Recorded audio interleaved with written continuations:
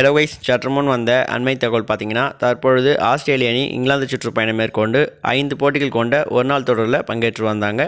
இதற்கான முதல் 2 போட்டிகளில் ஆஸ்திரேலிய அணி வெற்றி பெற்ற நிலையில் அடுத்ததாக நடைபெற்ற 2 போட்டிகளில் இங்கிலாந்து அணி வெற்றி பெற்றிருந்தாங்க. இந்த நிலையில் நேற்றைக்கு 5வது மற்றும் கடைசி ஒருநாள் போட்டியில் முதலாவதாக களம் கண்ட இங்கிலாந்து அணி 309 ரன்களுக்கு அனைத்து விக்கெட்டுகளையும் இழந்திருந்தாங்க. அதிகபட்சமாக பென் டங்கிட் 107 ரன்களையும் ஹாரி புரூக்ஸ் 72 ரன்களையும் விளாசியிருந்தாங்க.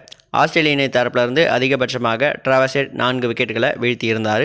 பின்னர் 310 என்ற இமாலய இலக்கை நோக்கி களமிறங்கிய ஆஸ்திரேலிய அணி 165 ரன்களுக்கு 2 விக்கெட்டுகள் இழந்த நிலையில் மழை குறுக்கீட்டின் காரணமாக டக்வர்த் லூயிஸ் முறைப்படி 49 ரன்கள் வித்தியாசத்தில் ஆஸ்திரேலிய அணி வெற்றி பெற்றதாக அறிவிக்கப்பட்டது. இதன் காரணமாக ஆஸ்திரேலிய அணி 2-1 என தொடரை முழுவதுமாக கைப்பற்றியிருந்தாங்க.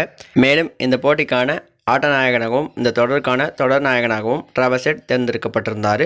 அது மட்டும் இல்லாமல் இங்கிலாந்து அணியைச் சேர்ந்த தற்காலிக கேப்டனான ஹாரி புரூக்ஸ் ஒரு இமாலய சாதனையை இந்த போட்டியில் நிகழ்த்தியிருந்தார்.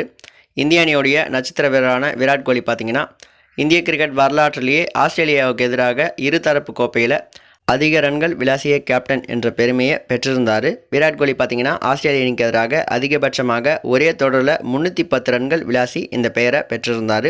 தற்பொழுது ஹாரி புரூக்ஸ் பார்த்திங்கன்னா இந்த தொடரில் 312 ரன்கள் விளாசி விராட் கோலியுடைய சாதனையை முறியடிச்சிருக்காரு. இதை பற்றி உங்களுடைய கருத்து என்ன அப்படின்றத மறக்காமல் கமெண்ட் பாக்ஸில் ஷேர் பண்ணுங்கள்.